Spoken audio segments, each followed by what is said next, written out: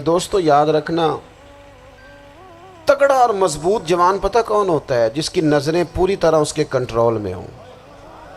یہ علامت جوانی ہے۔ جس آدمی کا پوری طرح، دو لوگ دنیا میں کبھی کوئی کارنامہ سر انجام نہیں دے سکتے، ایک جو حرام کھاتا ہو، ایک جس کی نظر ناپاک ہو۔ محمد بن قاسم جب یہاں آئے تھے نا، تو ایک دن بڑے پریشان تھے، تو ایک بزرگ کہنے لگے آپ کیوں پریشان ہیں؟ کہنے لگے راجہ دہر سے مقابلہ ہے اور ہماری فوج تو سندھ کے رستے بھی نہیں جانتی، زبان بھی نہیں جانتی، لڑیں گے کیسے؟ 2-4 دن کے بعد ان بزرگوں کی دوبارہ محمد بن قاسم سے ملاقات ہوئی تو بڑے خوش تھے۔ کہا اب آپ کیوں خوش ہیں؟ کہنے لگے وہ میرا مقابلہ نہیں کر سکتا، میں نے تحقیق کر لی ہے۔ کہا کیوں؟ کہنے لگے نظر کا گندہ ہے، اور جو نظر کے گندے ہوتے ہیں وہ میدانوں میں ٹھہرا نہیں کرتے۔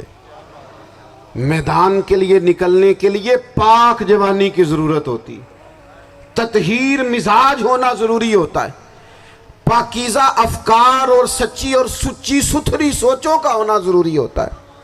اس لیے فرمایا کہ میرا مقابلہ نہیں کر سکتا۔ حضرت عبداللہ ابن حذافہ کمرے میں تھے، تو وزیر کی بیٹی اندر سجی سنوری پہنچ گئی۔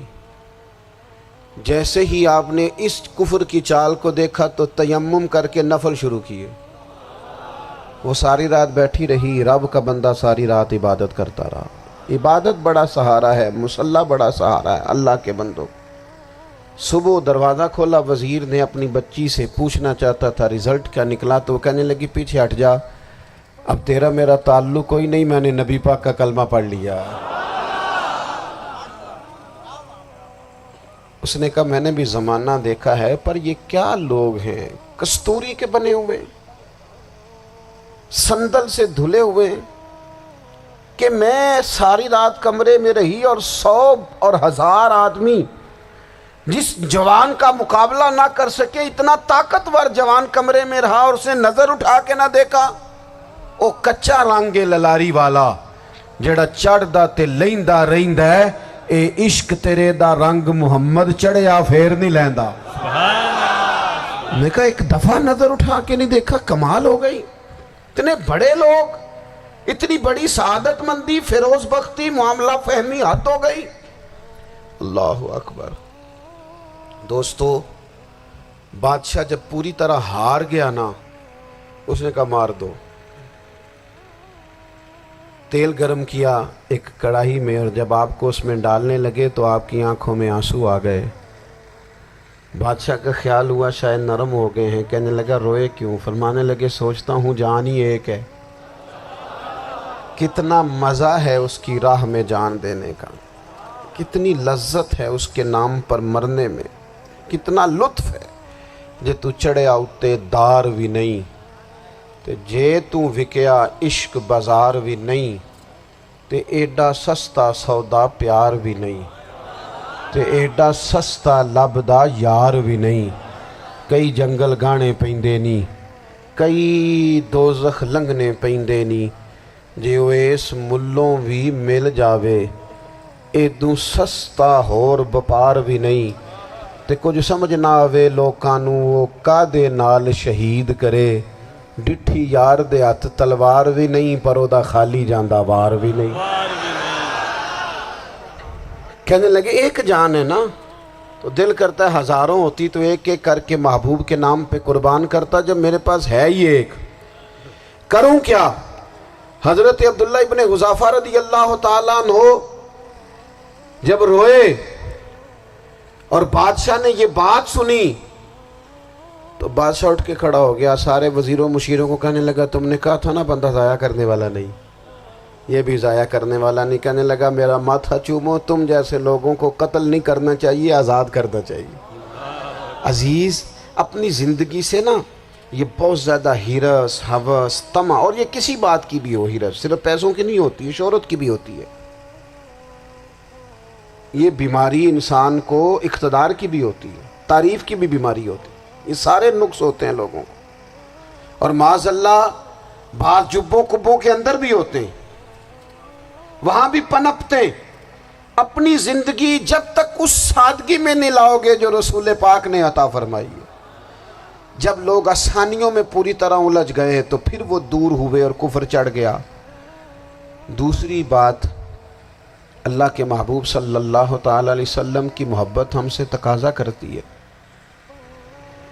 کہ ہم اس مشن کے لیے کام کریں جس مشن کے لیے رسول پاک نے کام فرمایا ہے۔ ہم سارے کام بڑے مضبوطی سے، سوچ سمجھ کے، تدبر سے، حکمت سے، تقاضوں کو مد نظر رکھتے ہوئے کرتے ہیں سارے کام۔ دین کے کام میں ہمارا مزاج نہیں ہوتا، او ہو جائے گا جی، آپ بسم اللہ پڑھیں جی، شروع کریں جی۔ آپ تقاضوں کو سمجھیں، چیزوں کو دبائیں نہیں، چیزوں پر غور کریں۔ کسی کے ذہن کی سطح پر سوال ابھرتا ہے، اس کا تسلی بخش جواب دیں۔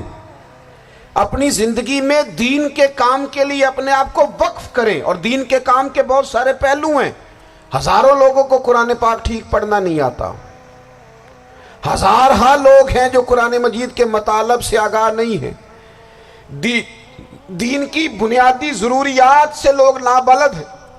میں آپ کو کس طرح یہ بات سمجھاؤں کہ ہزاروں کی تعداد میں طلاقیں اس لیے ہوتی ہیں کہ مردوں کو طلاق کے مسئلے نہیں آتے، انہیں پتہ نہیں ہے کہ مجھے حقوق زوجین کے معاملے میں کیسے چلنا۔ ڈھیر سارے گھروں میں تباہی اس لیے ہے کہ تربیت اولاد کا دینی منہج ہمیں نہیں پتا۔ اپنا حصہ ملائیں دین کے کام میں۔ ایک آدمی کو اگر تو نمازی کرنے میں کامیاب ہو گیا، تیری زندگی بدل گئی۔ وہ دین بیزار لوگ جو ہمارے بیچ بیٹھ کے ہماری نوجوان نسل کو پگڑی اور داڑھی کا نام لے کے بنیادی طور پر دین سے دور کرتے، ایسے نوجوانوں کو دین کا پیغام محبت دے کر دین کے قریب کرنا ہماری ڈیوٹیوں کا حصہ ہے۔ ہمیں ذمہ داری کا احساس کرنا پڑے گا، ہمیں یہ خاص قدم اٹھانا پڑے گا، توجہ دینی پڑے گی۔